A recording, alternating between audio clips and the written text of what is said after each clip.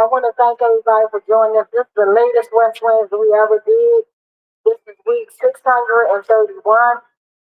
We're just leaving City Hall for a very important hearing, and it was really long and intense. And then the day was dealing with mental health issues in the police department and all that. And it's just sad that literally, if you're suffering from a mental health crisis, that you have to, be exposed to being murdered. Like, as if suffering from mental health wasn't sad enough. So that's what took us the time. That's what we were in there for. We really thought we was going to be out by 8. And like I said, I done been down many city hall, town hall meetings. This is the longest one ever.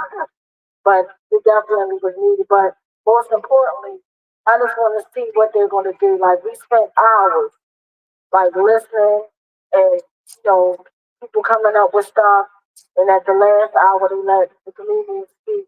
But, yeah, it's a lot. So, I just wanted to thank y'all for, tuning in and for everybody that came out and participated. Literally, there was so many people that had an overflow room, but half the time, like, because the time took up so much of time, the meeting took up so much of time, half of the crowd left. We lost a lot of people that probably wanted to testify because they called so many names that weren't there. So it's like I said, it's sad, but a lot of people did, you know, wrote down their testimonies and submitted it. So I just really hope that they really listen. Like, and what I could take out of the meeting too, I like the fact that Ron Dorsey was transparent and he shared, when he had suffered a mental health crisis and things like that. And to me, it's just about being real, and that was deep for me because he didn't have to share it. So with that being said, I'm gonna open up the mic to see if anybody else want to share what they took from the meeting or what have you. Mic check. Mike check. I'm scared of this little thing. I'm about to come. Matter of fact, I'm calling Miss Fly up here. Here, good girl. But yeah, yeah, and I just want to thank her because she was there at the meeting, and it was a beautiful 72-year-old lady. When she like 72, I think 77, 74. Oh, she was beautiful, 74. But she said she cried and she gave powerful testimony. And Charlene was there, of course, to comfort her. And, yeah, like that. Like that. Yeah. So what I got out of it is they have a whole lot of work to do. Um, when you're talking about trauma and how it shows up in different ways and in different spaces. And there's this thing where, okay, we have 40, we did 40 hours of training.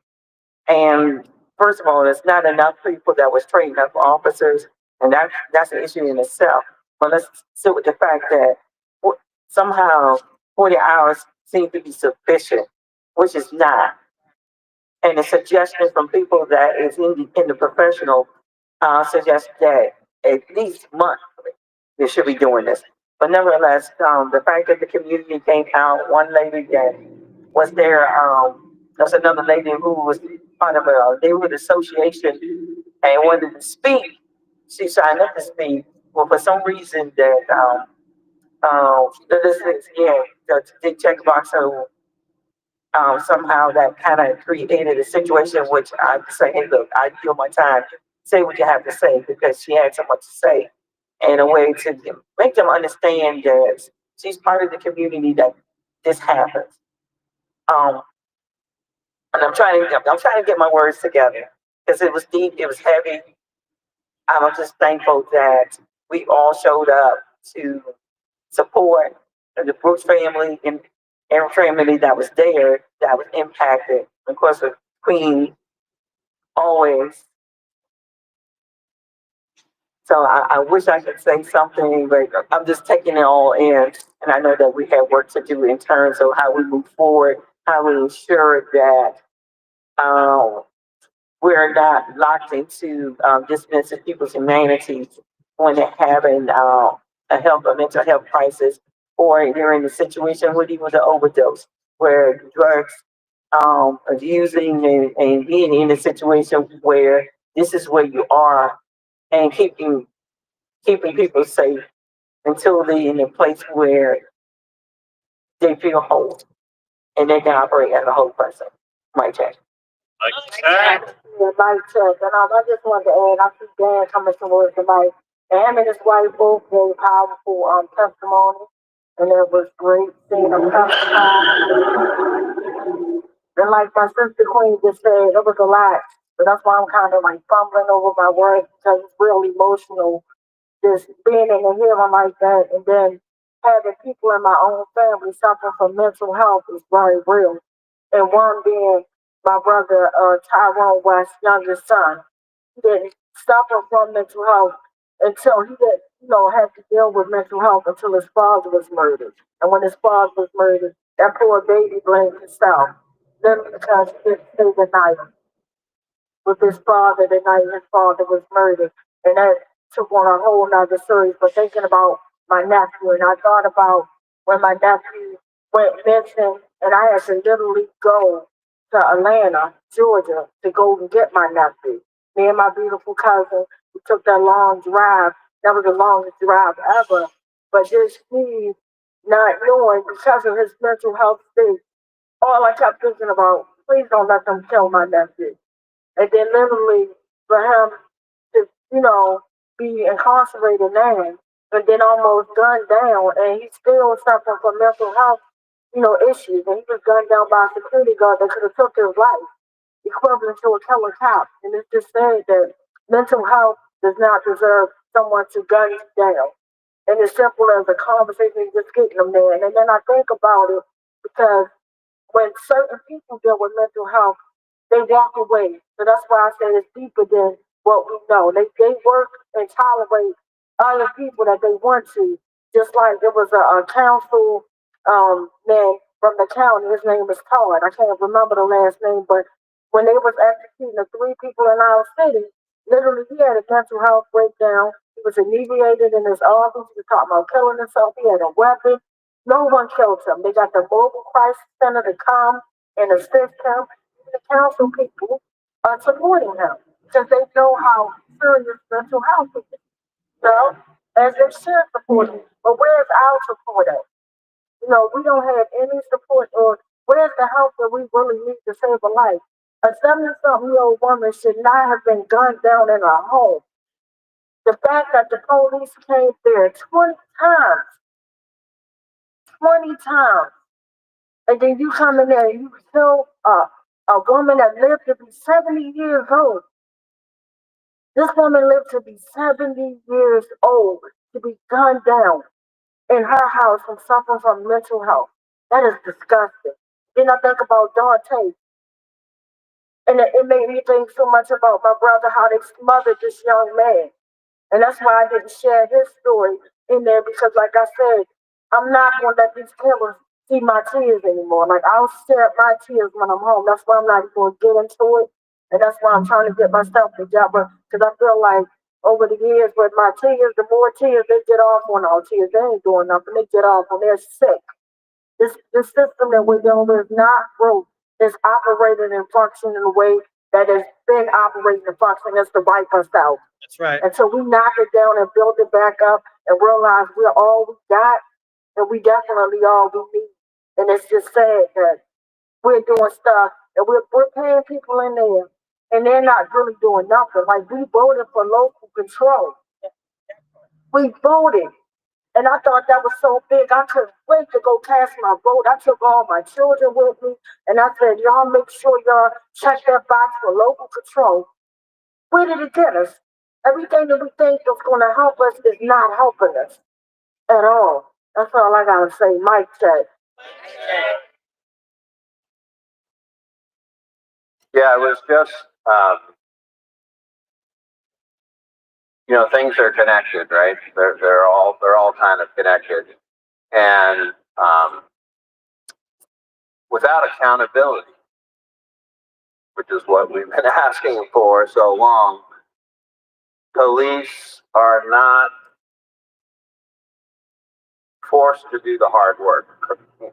Even training, when you're involved with any kind of interaction with somebody who's having a crisis, or even is just on the street and there's trauma happening, and so police are getting involved.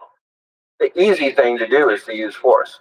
You have a gun, right? You're already armed, right? And so if there's any kind of resistance, the easiest thing to do is you know that you have more force than the person that you're dealing with, and so you do the easiest thing.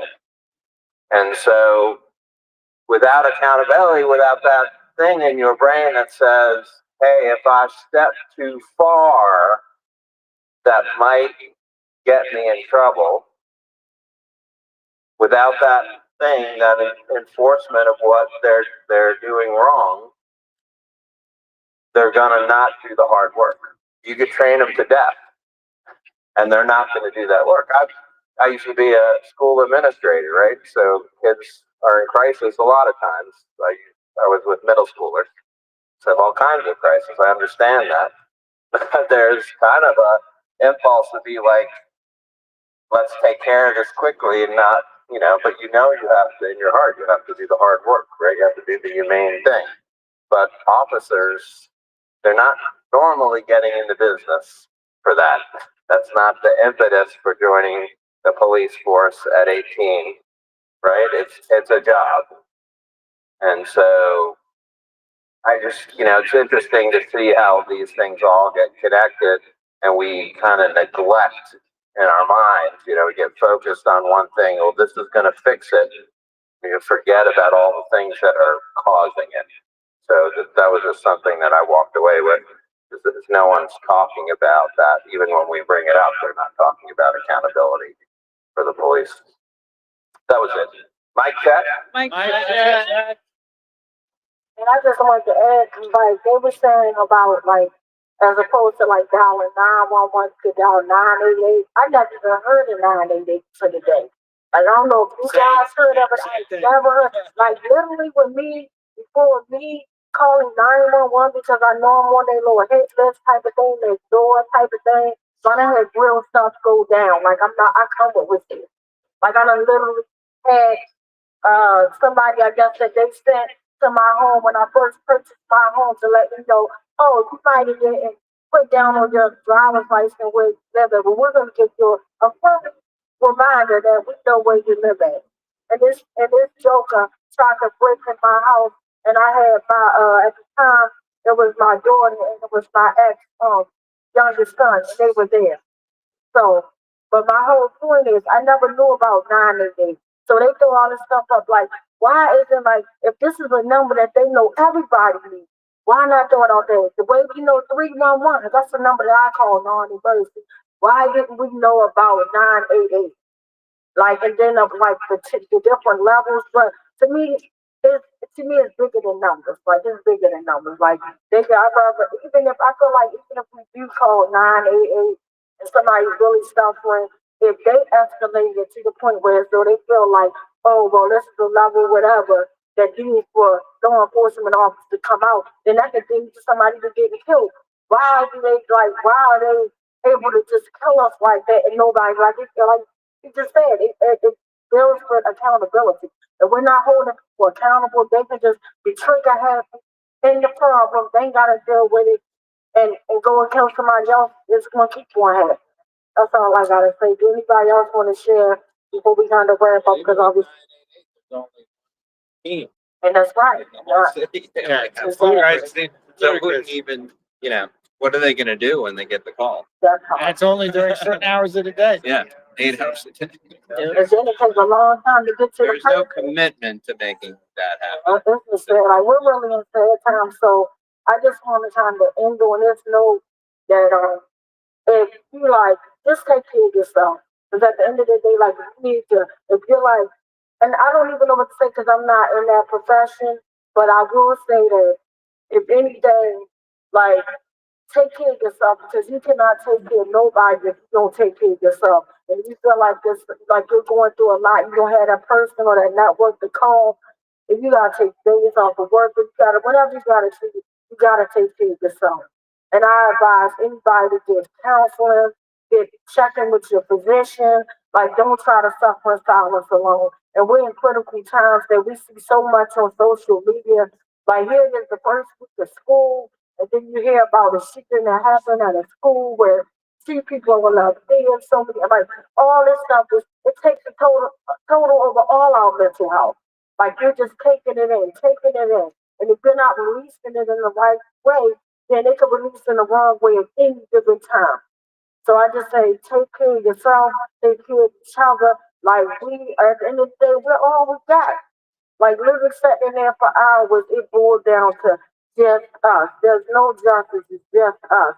And it really irked my nerves, and I had to call workers fully out. I was trying to be perspective. I'm in my mind like, okay, we had a comedian, a community meeting. Let me be respectful. So am I gonna call him worthless really or not? But when he walked out, when he came in, he earned his name again. I couldn't like hit it back because I was gonna say poorly, but I had to say worthless really. And he literally left out there. He stayed gone for the whole entire time. Like, how you going to sing us the community get ready to come, and then the family members that you got on the news, sir, and that you talked about like in a disgraceful way and justified your officers murdering a 70-year-old woman, her family's there. You couldn't even look them in the face. You gonna run off. You gonna run off. And then when you came back in, just made my whole night. I gotta share. I'm ignorant. And it's not the black school, it's just the one Jones. But what made my night was he was so busy. Look, they must have said once I called them out, and I'm like, worthless Woody left on here. Sure enough, as soon as I said that, 5 minutes later, he comes back in the room. 'Cause I thought he was gone. But they must have said, oh, she out there talking. Well, he might have heard me. He probably was watching the same screen that heard me call about. Because I was watching the screen in the overflow room. So he probably was watching the screen where he was at and heard me call about. So like, let me get back in there. So he busy looking at my face so hard that when he went to go sit down, he missed the chin a little bit. And he put the front on the elbow, that part that hurt real bad, put it on the chin, and he was like, ouch! And I was like, Ghostman Tyrone West, and I busted out laughing. That made my night. That made my night. So, in that life, you gotta find the little things that make your night, your day.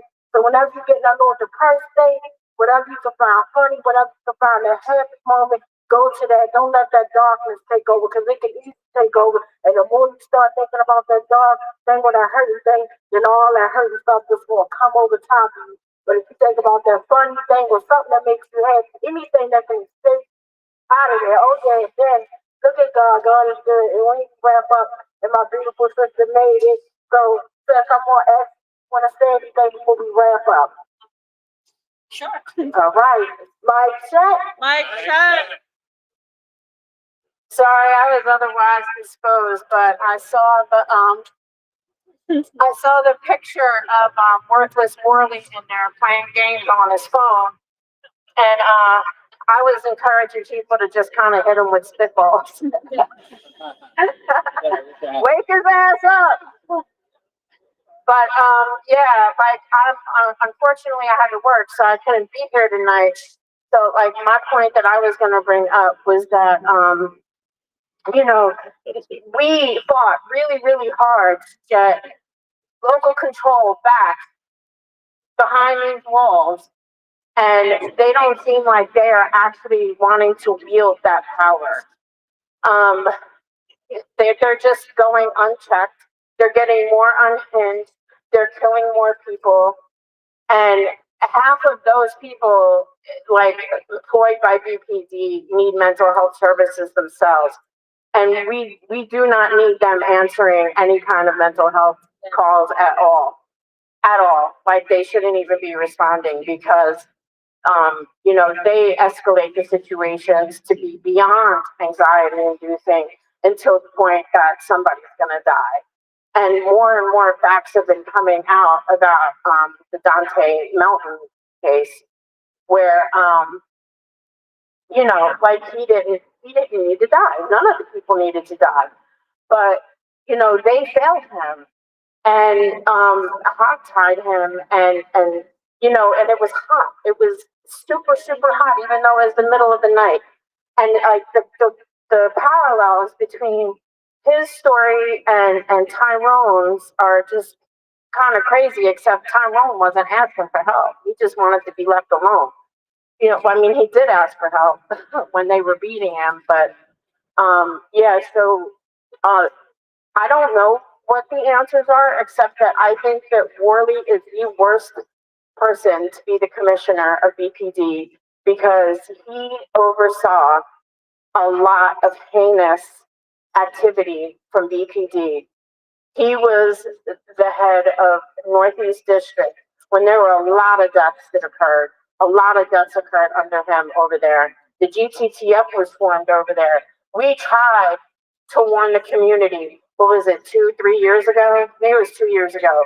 2 years ago, when they were having those October town hall meetings, and then it's like it doesn't escape me because I was keeping tabs on this meeting tonight on online, and it doesn't escape me that they ate up a whole bunch of time while he just sat there in a chair, and he didn't have his feet held to the fire.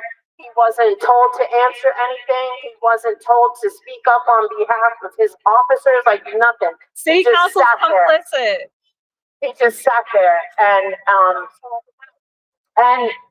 it's just really a shame that Brandon Scott can view this person's conduct in view of misconduct and doesn't want him out of that seat, does not want him out of that commissionership.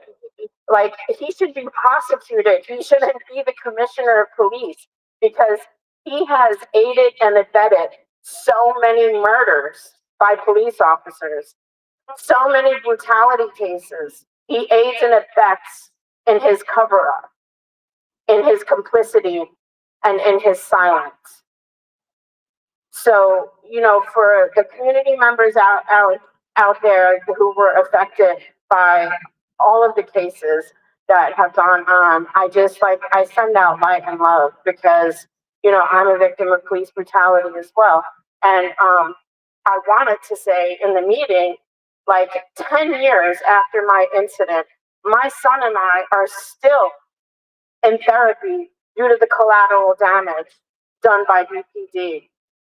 They don't realize the repercussions of their actions that ripple out through our society. When people die, but there's also people living, people attached to those dead people who don't die during their brutality cases that have to keep carrying that. Like my son, it went from preteen to a young adult in therapy because of BPD. So there's really, really a need for mental health services that do not involve police officers.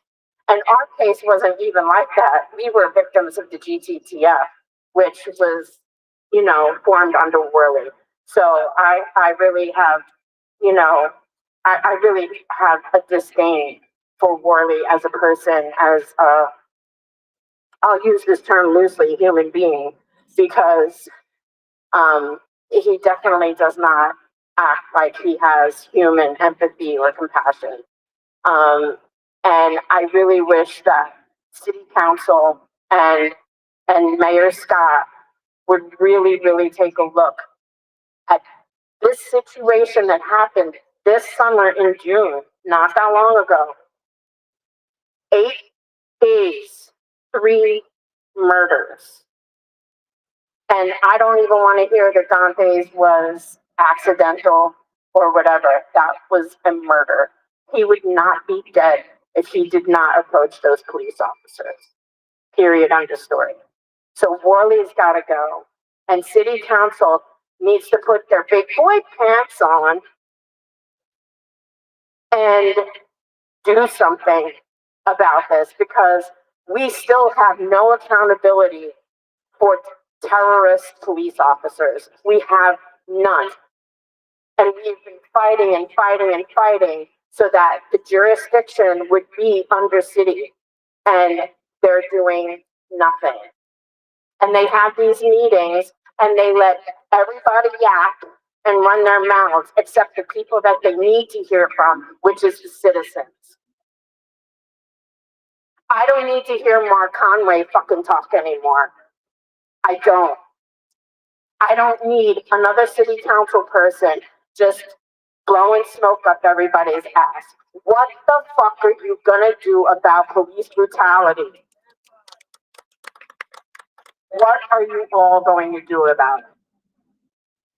We gave hours of testimony in Annapolis. We have been down here time after time after time after time, even making Annapolis redo wording and laws so that they can get this control back. We did all that work. We did all that work. Citizens of Baltimore did all that work. So you need to do what you were elected to do and stand up on our behalf. You aren't the city council of just BPD to protect them. You are city council over Baltimore City to protect the citizens. Mic check. My check. So do anybody want to say anything before we were completely up? All right. Mic check. Hi. I didn't intend to come here and speak. Hold it But closer. people made some really good points that made me want to say something. My day job is I work for an organization that supports people with developmental disabilities and mental health issues. And since we are like government funded, we are often required by policy to call the police in certain situations. And it is really disgusting, especially considering we work with a lot of like formerly incarcerated individuals, like Black and brown individuals. And as a like provider that is supposed to help these people help themselves, like it is very like tone deaf and wild to me that the police would still be called into situations when like the smallest thing could cause like one of the individuals we support to like to panic or to like go into a mode where they're harder to be reasoned with. And like even in these situations where the police are like required to be there,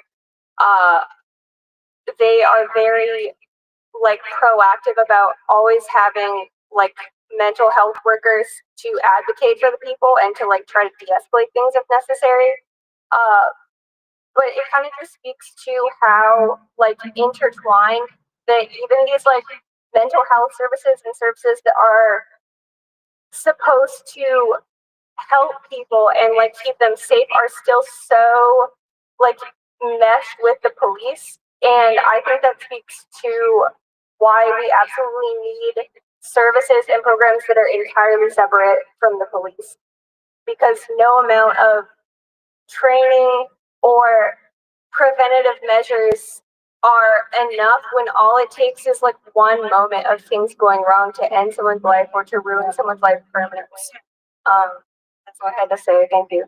Oh, that was good. Thank you so much for sharing that. That was awesome. So again, do anybody else want to say anything or add before we wrap up? All right. Well, again, thank you, and again, we apologize for being real late, like extremely late. But we did say 7 o'clock, so again, I apologize. Remember, live to love, love to live.